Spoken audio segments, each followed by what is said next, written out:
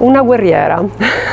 questo è il girl power, le donne dei nuovi tempi che devono coniugare vita privata, familiare, io ho 3 bambini e 3 aziende da portare avanti, quindi è un discorso di organizzazione aziendale, la famiglia è un'azienda, le aziende devono essere organizzate, quindi anche la famiglia e questo è il girl power. La donna del 2025 è una donna multitasking che ha fame di conoscenza, fame di imprenditoria ed è l'apporto che dà la figura femminile nei giorni odierni è di perseveranza, di tenacia.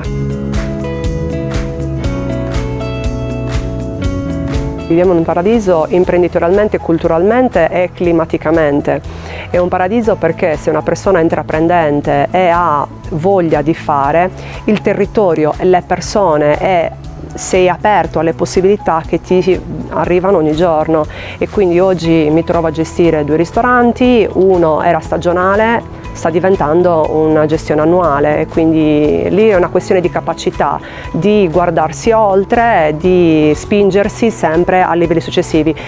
È importantissima la formazione, quindi è importantissimo andare a vedere cosa fanno altre realtà, cosa succede in altri contesti, però questa qui è la spinta interna che una persona che magari non c'hanno tutti, però è il girl power.